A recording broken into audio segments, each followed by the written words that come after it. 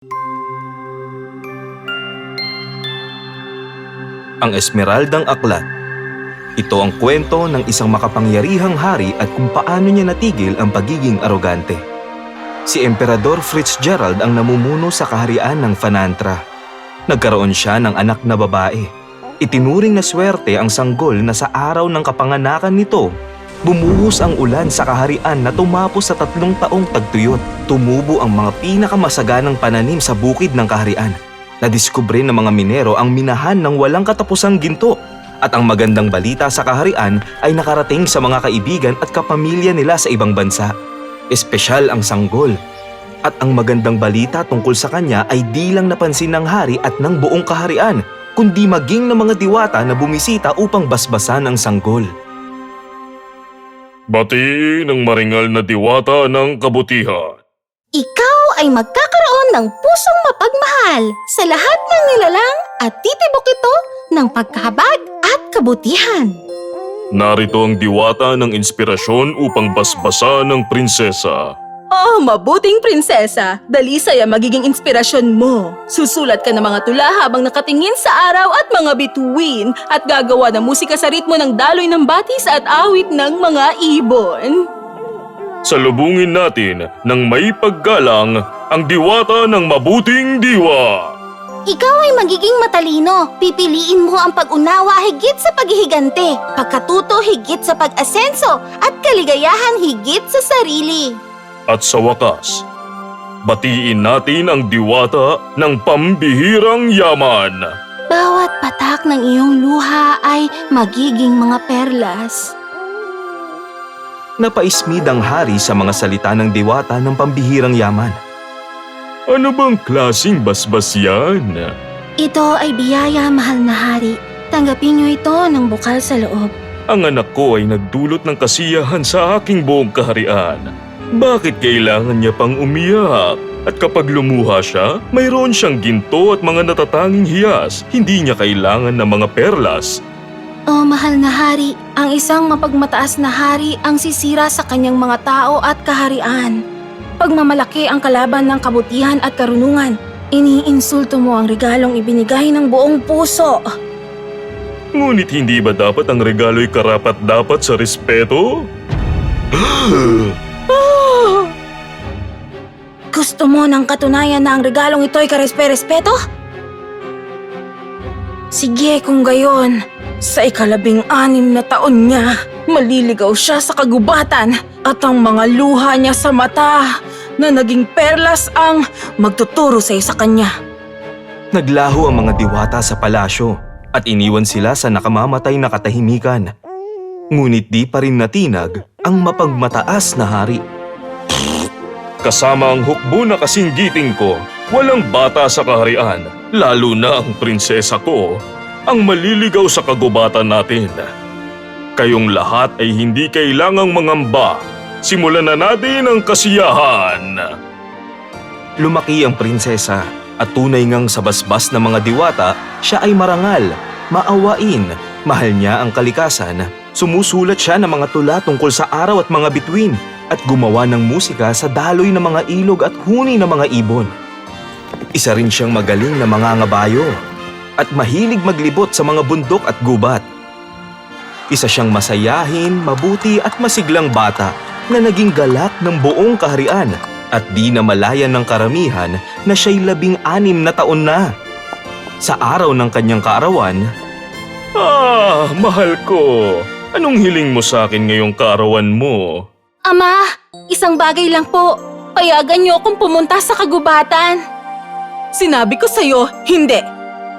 Kaarawan ko po ngayon, ina. Gusto ko pong makasama ang mga kaibigan ko. Ang mga puno, ang mga bubuyog, mga ilog at mga batis doon. Babalik din po ako sa tanghali. Hindi ako makakapayag. Payagan mo na siya. Pasasamahan ko na lang siya sa aking mga sundalo. Sa katunayan niyan, sasamahan ko rin siya ngayon. Wala kang dapat ipag-alala. Nakalimutan mo na ba? Ngayon ang kanyang 16 na kaarawan.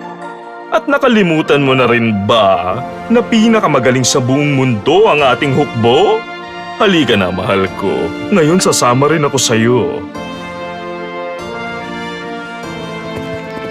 Iwan muna natin ang hari at prinsesa sa kanilang kapalaran sa gubat at pumunta tayo sa kasalukuyan. Isang araw, isang batang Ginoo ang napadaan sa kagubatan. Matagal na panahon na siyang naliligaw, ngunit hindi siya nag-aalala dahil naaaliw siyang kasama ang mga ibon at batis. Nang araw ding yun, nakakita siya ng matandang babae na may pasang-pasang basket sa kanyang likod. Nais niya sana itong tulungan ngunit pinigilan siya ng isang magsasakang napadaan. Huwag kang lumapit sa kanya. Bakit hindi? Matanda na siya. Hindi ba't dapat natin siyang tulungan?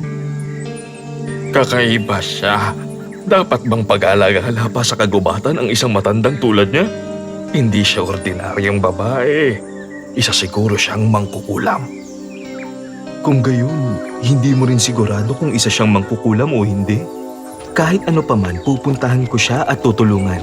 Lola, hayaan niyo pong tulungan ko kayo. Binabalaan kita. Mabigat ito. Baka para sa inyo, pero sa akin hindi. Huwag kang pa kasi siguro binata. At binabalaan kita na pag kinuha mo to sa akin, hindi mo na ito maaring ibaba hanggang marating natin ang kubo ko sa kabilang parte ng burol. Sige po. Kung kaya niyong akyatin ang burol na yon gamit ang inyong mga binti, Lola, malamang kaya ko rin. Ibigay niyo na sa akin ang dala ninyo. Hindi ko ito ibababa. Pangako. Tandaan mo, ang mga mabubuting Ginoo ay hindi sumisira sa pangako nila, kaya pag-isipan mo ulit. Nangako na po ako. Akin na po yung dala ninyo. Walang hirap na inalis ng matanda ang dala sa balikat niya at ibinigay ito sa binata. Ngunit sobrang bigat nito na halos matumba na ang Ginoo. Napakabigat naman po nito. Paano niyo ito nagawang buhatin? Ang kayabangan ng kabataan. Hindi mo ba naisip na baka hindi ka ganong kalakas? Siyempre, sapat po ang lakas ko. Kung ganon, lakad. Ipinangako mo, sabi mo papasanin mo yan. Hindi maintindihan ng Ginoo kung paanong ang basket na madaling nabubuhat ng matanda ay napakabigat para sa kanya. Ngunit binuhat niya pa rin ito. Habang paakyat sa burol, pakiramdam niya'y hindi na niya kaya pang buhatin ito. Hayaan niyo munang ibaba ko ito. Hindi ko na kaya pang humakbang kung hindi ako titigil. Oo, hindi. Ikaw ay nangako, kaya hindi mo ito pwedeng ibaba. Ngunit kapag nakarating tayo sa aking kubo, may ibibigay ako sa iyong gantimpala. Kaya ang kawawang Ginoo ay pinasan ang basket na hirap at puno ng determinasyon. Sa wakas ay narating din nila ang kubo ng matanda. Pagkapasok pa lamang nila sa tarangkahan, napakaraming gansa ang bumati sa matanda na para bang mga anak na nakita ang kanilang ina. Ang mga anak ko. Ibaba mo na ang dala mo sa ilalim ng puno. Ipaghahanda kita ng malamig na maiinom. Masayang sinunod ng Ginoo ang sinabi sa kanya. Ibinagsak niya ang katawan at nahiga ng komportable sa ilalim ng puno. Isang gansa ang lumapit sa kanya, dala-dala ang isang pitsyel at baso. Ibinuhos ng gansa ang inumin sa baso at ibinigay sa binata. Malamig ang inumin at presko sa katawan kaya bumalik agad ang kanyang lakas. Lumapit sa kanya ang matanda. Ang Ginoong ito ay naging mabuti sa akin. Lumapit siya para tulungan akong buhatin ang dala ko at sa kabila ng bigat nito, tinupad niya ang pangako niya at pinasan niya ito hanggang dito sa burol. Binata, karapat-dapat ka ngayong bigyan ng gantimpala. Lola, naging mayabang po ako at mapagmataas. Tinuruan niyo ako ng mahalagang aral ng pagpapakumbaba. Sapat na po yung gantimpala sa akin. Nangako rin ako sa iyo at tulad mo gusto ko ring tuparin ang sinabi ko. Kunin mo ito. Ito ang magbibigay swerte sa iyo. Kinuha ng Ginoo ang esmeraldang aklat, nagpasalamat sa matanda at umalis na sa kubo. Makalipas ang ilang araw ng pagkaligaw sa gubat, sa wakas ay narating na niya ang lungsod. Tumungo siya sa hari at umaasang makakuha ng trabaho sa loob ng palasyo. Kamahalan, marami na po akong natutunan at tiyak na maaasahan niyo po kung papayag kayong subukin ang aking kakayanan. Bilang handog po, kunin niyo ito. ang aking pinakamahalagang pag-aari. Oh!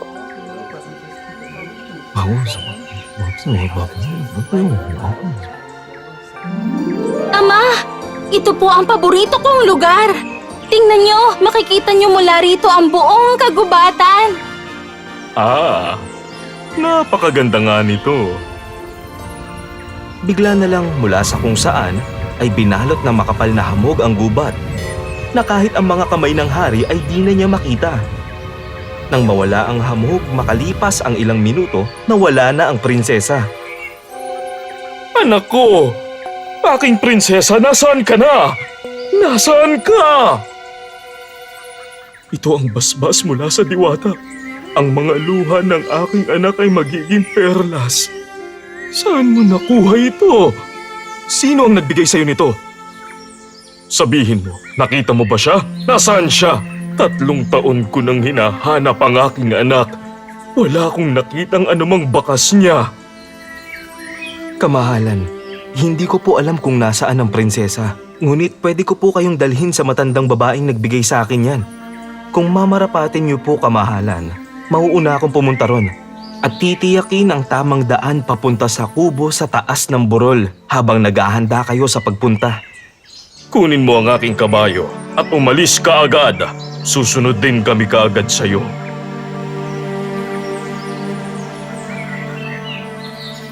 Kaya naunang umalis ang Ginoo. Madilim na nang makarating siya sa kagubatan. Sa tahanan naman ng matandang babae, Anak ko, lumabas na ang buwan. Pumunta ka sa ilog.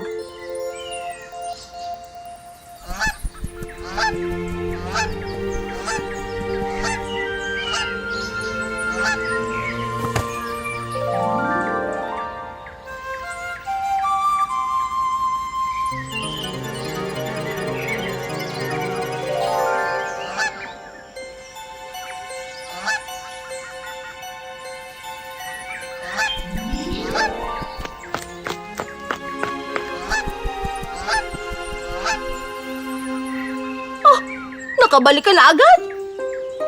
Alam ko kung anong nangyari sa may ilog. Huwag kang mag-alala, mahal ko. Pumasok ka na at tanggalin mo ang iyong pakpak. Oras na. Sige na. Mabuti ang iyong ginawa, anak ko.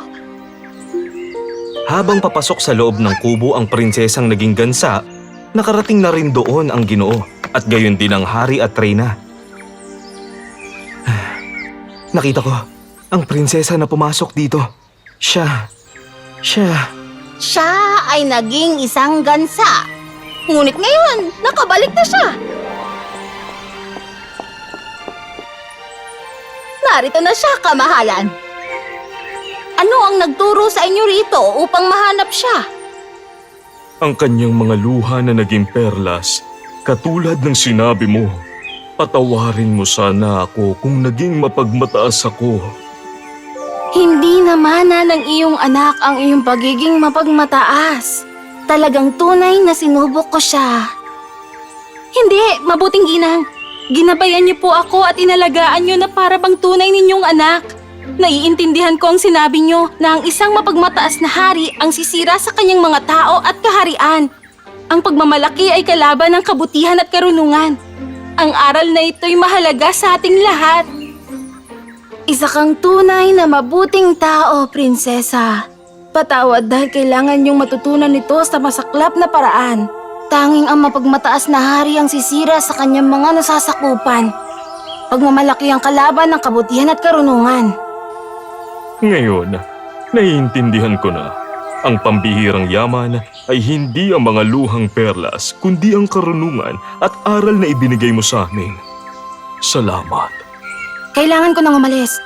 Naway hindi ka na makahanap ng rason upang umiyak. Kahit anumang mangyari sa buhay, makakahanap ng dahilan ng iyong puso upang maging masaya. Nakabalik na ang hari at reyna sa wakas, kasama ang prinsesa. Naitalaga ang Ginoo bilang tagapayo sa korte ng hari. At siya at ang prinsesa ay naging mabuting magkaibigan. Palagi silang magkasama, gumagawa ng mabuti para sa mga tao sa kaharian na ikinatutuwa ng hari at reyna. Naging lugar ang kaharian ng kapayapaan, kaginhawaan at kasiyahan. Ngunit di na muling hahayaan ng hari ang kanyang sarili na maging mapagmataas muli.